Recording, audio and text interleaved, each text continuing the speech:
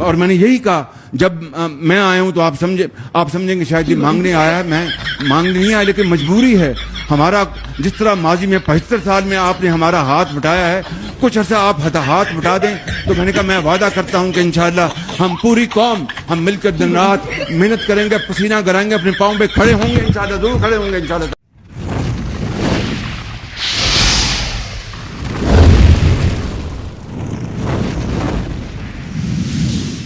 जैसा कि आप सब जानते हैं कि पाकिस्तान इस वक्त बदतरीन मौशी बहरान से गुजर रहा है। पाकिस्तान के फॉरेन रिजर्व 6.7 बिलियन डॉलर से भी कम के रह चुके हैं। मौशी माहिरीन का कहना है कि अगर इस मौजूदा सूरत हाल में 7 दिन के अंदर अंदर अगर कोई दोस्त मुल्क पाकिस्तान की मदद के लिए नहीं आता, पाकिस्तान को 4 से 6 अरब डॉलर का कर्जा या मदद नहीं देता, तो पाकिस्तान डिफॉल्ट की तरफ जा सकता है। इस मौजूदा सूरत हाल से निपटने के लिए पाकिस्तान की हुकूमत ने पाकिस्तान के असासों को बेचना शुरू कर दिया है। यूएस में जो पाकिस्तान की एम्बेसी की तारीखी इमारत थी उसको सेल के लिए लगा दिया गया है। अरे मैनेजर जी, ये कैबिन किसकी है? ये आपके बड़े भाई साहब विकी ओबेरॉय की। विकी ओबेरॉय की है? बेच मारो इस कैबिन को जी। और इसके पैसे जो है हमारे नए बैंक के नए अकाउंट में डाल दो जी। ये कैबिन किसकी है? ये आपके दोनों चाचाओं की है। बेच मारो इसको जी। और इसके पैसे जो है आपके नए बैंक के नए अकाउंट में डाल दो। ओह, बहुत समझदार आदमी हो, ऐसे मैनेजर नहीं बन गए। ये दो कैबिन किसकी है? ये टॉयलेट है सर। बेच मारो इनको जी। लेकिन सर वो स्टाफ वो जाएंगे कहां? अरे क्या स्टाफ सुबह करके नहीं आते? हमारा ऑफिस गंदा कर रहा है। और पाकिस्तान के जो कौमी असासे हैं उनको बेचा जा रहा है। अभी यूएस में जो पाकिस्तान की एम्बेसी की तारीखी बिल्डिंग है उसको सेल किया जा रहा है। उसके ऊपर से पाकिस्तान का जो झंडा है वो भी उतार लिया गया है।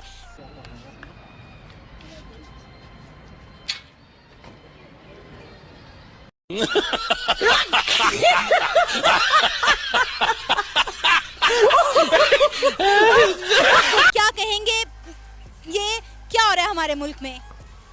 असल में अगर देखा जाए पाकिस्तान खसारे की तरफ जा रहा है। अगर तो हम ये कि एम्बेसी बेच के और होटल रोजवेल्ट भी बेचा जा रहा है, अगर ये बेच के पाकिस्तान को खसारे से निकाल लिया जाएगा तो ये बहुत मुश्किल है, क्योंकि बाकायदा तौर पे आपको पहले भी ये चीज़ें नोट करने के लिए मिल गई होंगी चैनल्स पे। खैर मैं तो ख़ुद पीटीआई से बिलोंग करता हूँ, तो बाकायदा इसमें दिहाड़ी काफ़ी बड़ी लग रही है। ज़राए के मुताबिक सोर्सेस काफ़ी बता रहे हैं कि दिहाड़ी इसमें काफ़ी है। शबाज शरीफ भी लगाएगा, मतलब कि टोटल अगर बात करें तो पीडीएम की फॉर्म में अच्छी खासी दिहाड़ी लगने वाली है इसमें, जो बाज़ाहिर लग रहा है 100 से 200 अरब तक जा सकती है। पढ़ाई करता है, ऊपर देखो, ऊपर पढ़ाई करता है। कौन सा स्कूल में? आड़ी बाड़ी में। कौन सा स्कूल में? आड़ी बाड़ी में। आड़ी बाड़ी में पढ़ता। तो वो तो खैर बाकायदा डिवाइड कर लेंगे। तो अगर खसारे की बात करें तो पाकिस्तान तो डिफ़ॉल्ट में है, वो तो बहुत मुश्किल है। अगर खसारे से बच सके तो बड़ी अच्छी बात है, लेकिन बाज़ाहिर जो पीछे 35 सालों में इन्होंने किया है, समझ नहीं आती कि ये लोग बचा सकते हैं कि नहीं। तू चुप रहे बाबा, तू चुप रहे। देखें हमारे जो कौमी असासे हैं, अब ये इनके पास ये लास्ट ऑप्शन नहीं बचती है ना, तो ये अब इसी की तरफ ही जा सकते हैं, क्योंकि अब हम फंस चुके हैं। कुरान पाक में भी आया है कि हमें सूद से बचना चाहिए। आपको लगता है कि इन असासों को बेचने के बाद जो डॉलर्स या जो पैसे पाकिस्तान के पास आएंगे, पाकिस्तान की गवर्नमेंट के पास आएंगे, उससे मौजूदा सूरत हाल से निपटा जा सकता है? पाकिस्तान को डिफ़ॉल्ट की तरफ जाने से रोका जा सकता है? नहीं रोका जा सकता। हम बहुत ही ज़्यादा दब चुके हुए हैं इन कर्जों में।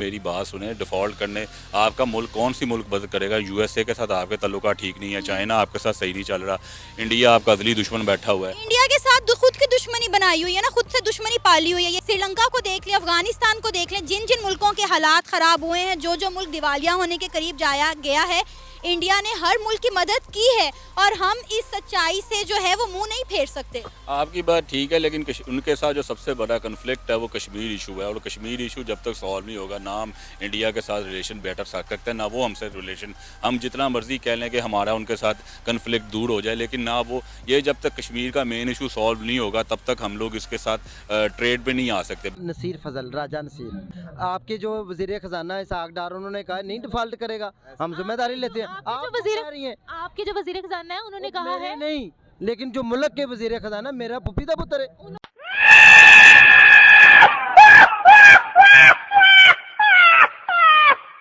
बिल्कुल उन्होंने ये बात 100% ठीक की है पेंटागन ने, और ये किसी बंदे को एहसास से शर्मिंदगी दिलाना है कि भाई एहसास करो, खुदा दा वास्ता अपने पैरों पे खड़े हो। वो हमारी वो ही आदत हमें कौन तो अमेरिका नहीं खड़ा होने देता। ओ भाई अमेरिका ने आपको कहा है? हाँ। क्या क्या कहा है अमेरिका ने? क्या कहा है आपको? क्या जो रजीम चेंज हुआ किसने करवाया? अमेरिका ने करवाया। अमेरिका अच्छा, आप रजीम चेंज ना करने देते? क्या आप रजीम चेंज ना करने देते? बाहर निकलते, आप होश के नाखून लेते, आप अवाम है। निकली नहीं अवाम निकली नहीं। क्या किया अवाम ने? आपका जो हुक्मरान अवाम को निकाल रहा था, अवाम ने घर जाके देखो मेरी गोली लगा के घर बैठ गया जाके।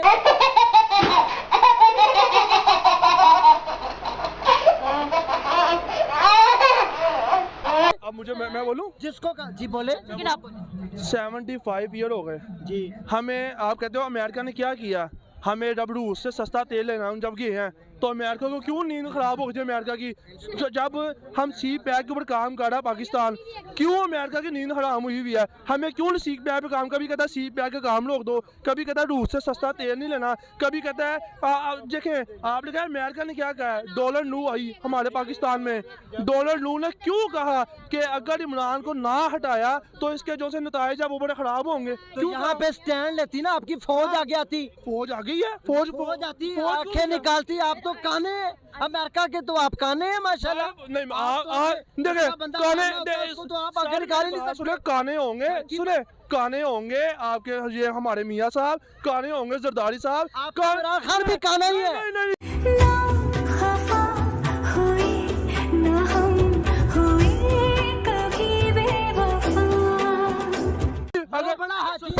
ठीक है एक मिनट।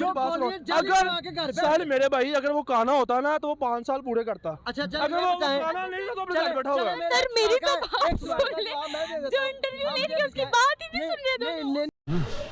अच्छा बात नहीं है। ये सबसे बड़ा झूठ है। ना जरदारी को जेल हुई, ना नवाज शरीफ को हुई, ना किसी को। सब भाग गए और भाई वो भाग गए, उसके प्लेनेट जहाँ डिग रहे थे वो लंदन चले गए आराम से मौजे करके। अब नवाज शरीफ आएगा, जाओ पकड़ लो उसको, पकड़ सकते हो। मैं यहाँ पर आपको अंदर तो पावर है ही नहीं थी, आपने पकड़ा ही नहीं किसी को। तो वही मिल जाए, अल्लाह करे की बात कर। सर ये बात तो बाहर निकला, अब डर के ऐसा बैठा है, ऐसा बैठा। चुप, बिल्कुल चुप। हिम्मत कैसे हुई तेरी मुंह खोलने की?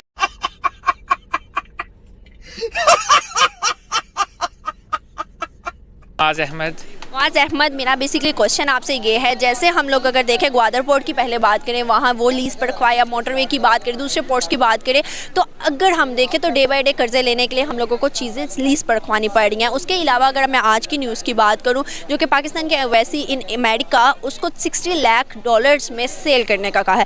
अगर मैं देखूँ तो पहले भी बहुत सी न्यूज़ आई है कि पाकिस्तान की ये चीज़ सेल करनी है, ये लीज़ पर रखवानी है। क्या आपको हालात नज़र आ रहे हैं पाकिस्तान?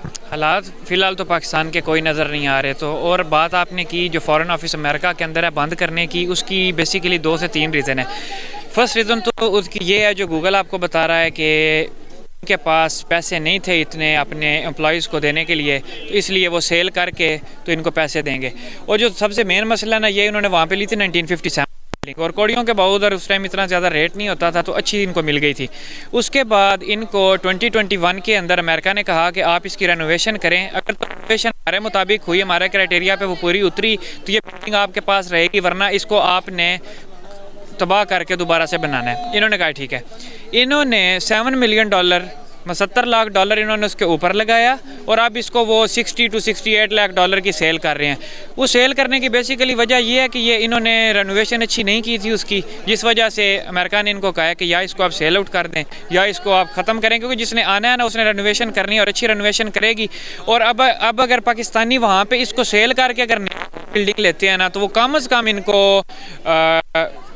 2-10 मिलियन इससे कम नहीं मिलेगी, मतलब $2 करोड़ से कम नहीं मिलेगी। तो इनके पास माशाल्लाह पैसे वैसे शुरू से ही नहीं है, तो इकॉनमी वैसे पाकिस्तान की डाउन आ रही है। तो ये अब जो 6-6 माह की पेंडिंग पड़ी है ना, वो ये अपनी उनको सब सैलरीज देंगे और चुप करके ऑफिस वापस कर जाएंगे। न्यूज़ तो कल ही आई है, कल के परसों आई है कि भाई गवर्नमेंट जो है इस मंथ लोगों को सैलरीज नहीं दे पाएगी। जी बिल्कुल आपकी बात ठीक है। अब जो जनवरी में हमारी सैलरी आनी है ना, बेसिकली मेरा भी फॉरेन ऑफिस से ताल्लुक़ है, तो हमें भी सैलरी नहीं मिलेगी। ये देखो ना, अगर हम हालात की बात करें, एक बंदे को सिर्फ अगर सैलरी ना मिले तो सर्कल कितना बड़ा रुकता है। जैसे कि अब आपने अगर सैलरी लिया, आपने दूध लेना, दूध वाले के पैसे, खाने वाले के पैसे, सब्जी वाले के पैसे, सर्कल बहुत लंबा चलता है। सिर्फ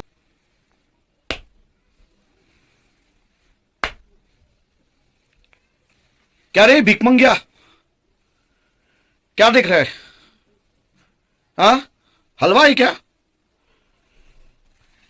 दिहाड़ी लगा, जा दिहाड़ी लगा। तो ये फॉरेन ऑफिस वहाँ पे ख़त्म कर रहे हैं। इसका जो सबसे बुरा इम्प्रेशन पड़ेगा, एक तो वो अमेरिका के ऊपर पड़ेगा कि वो अमेरिका कहेगा कि ये इस काबिल ही नहीं है, और वो वैसे भी इस काबिल नहीं समझते और हम हैं भी इस काबिल नहीं। खूबसूरत है ये तेरा चेहरा, दिल लगाने की काबिल नहीं है। भारत के मीडिया की बात करूँ तो स्ट्रीम मीडिया, सोशल मीडिया, लोग वहाँ पर ये बातें कर रहे हैं, ये कवर कर रहे हैं कि भाई पाकिस्तान के गिरते रिजर्व, पाकिस्तान के मुश्किल हालात पाकिस्तान को इस धारणे पे पहुँचा देगा कि पाकिस्तान को सेल होना पड़ेगा और पाकिस्तान एक बार फिर इंडिया का पार्ट बन जाएगा। ये बिल्कुल आपकी बात ठीक है। हम भी यही, हमारा भी यही दिल है कि ये पाकिस्तान सेल आउट हो और दोबारा से इंडिया के पास चला जाए। मुझे नहीं चाहिए तो ले। नहीं लूंगा, नहीं लूंगा, नहीं लूंगा। अरे ले ले।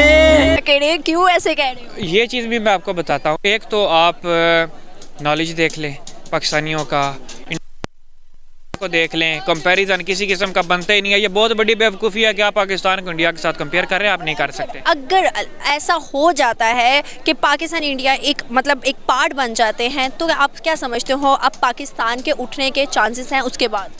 नहीं, उसके बाद कैसे चांसेस हो सकते हैं? हमें अभी कोई मिलकर भी नहीं उठ सकते। क्यों? वो इसलिए कि पाकिस्तान के पास है क्या जो ये मिल के उठेंगे? ये दे क्या सकते हैं? ना नॉलेज दे सकते हैं ये इंडिया को, ना ये अपनी कोई इंडस्ट्री दे सकते हैं, ना इनके पास मोबाइल इंडस्ट्री है, कुछ भी इनके पास नहीं है। इनफैक्ट देखिए, हम चाइना की जितनी भी कंपनी है, शाओमी कंपनी है, रियलमी, रेडमी, सारे ये इंटरलिंक करके तो अब सारे ऑफिस, एप्पल अपने ऑफिशियल जो है वो लॉन्चिंग जो अगला आईफोन 14 आएगा वो तो करेगा इंडिया से। वो क्यों करेगा? कि इंडिया पे उसको भरोसा है। पाकिस्तान के साथ वो क्यों कुछ नहीं करता? पाकिस्तान में भी माशाल्लाह से कोई भी एप्पल स्टोर नहीं है। ये चीज़ देखें कि हमें एक तो हिस्ट्री सबसे गलत बताई गई है। हमें ना कोई कायदा रहमतुल्लाह अलैह की हिस्ट्री सही बताई गई है, ना कोई हमें अब जी 1965 की जंग पाकिस्तान जीता था, 1971 की पाकिस्तान जंग जीता था। यार कैसे जीता था? अगर जीता तो इंडिया हमारे पे हुकूमत करता। ये चीज़ ये हमें ना बिल्कुल गलत नॉलेज दिया गया। फातिमा जिन्ना जी ऐसे थी, ये थी, अल्लामा इकबाल ये थे, वो थे। यार वो जो कुछ भी थे हमें कम से कम। इनफैक्ट मैं आपको एक मज़े की बात बताता हूँ, हम सब मुस्लिम्स हैं, करबला का वाक़या हमें गलत पढ़ाया गया है। जब हमें करबला का वाक़या गलत पढ़ाया गया तो उससे आगे हम पाकिस्तान की क्या, पाकिस्तान की सियासत भी हमें गलत पढ़ाई गई है। क्या लगता है कि ये जो 71 की जंग या 65 की जंग बता के पाकिस्तानी स्टूडेंट्स को कि हमने जीती है, इसमें हमारा कोई फैक्ट है, कोई बेनिफिट है? हम जो बच्चों को गलत बयानी कर रहे हैं, ये बिल्कुल गलत बयानी करके नफरत फैलाने की कोशिश कर रहे हैं। अब हम कहते हैं, अब वालिदैन है ना, वो बच्चों से कहते हैं कि इंडिया से आप नफरत करें। आज हमने थोड़े से उनके बच्चों के शॉर्ट्स लिए, तो वो यही कहते हैं कि जी हम नफरत करते हैं, हमें वालिदैन ने सिखाया है। इनको घर से तरबियत ये दी गई है कि आपने एक बंदे को, अच्छा हम कहते हैं ना कि यार किसी को डिग्रेड नहीं करना चाहिए। यार हम पाकिस्तानी खुद ऑलरेडी डिग्रेड है, हमने किसी को क्या डिग्रेड करना है? ओ चीनी चोरी जो बड़ी चोरा नु नसना पिया जहांगीर तरीन नु नसना पिया जहांगीर तरीन। ओ चीनी चोरी जो बड़ी चोरा नु नसना पिया जहांगीर तरीन नु नसना पिया जहांगीर तरीन। हाय तब्दीली, हाय रासनाई, हर कोई आके हाय हाय महंगाई। ओ वेखो सड़कां ते मंगण आवाम आई है, तब्दीली अज़ाब लेके आप आइए, साडा पीएम अलीम खां दा वड्डा पाइए।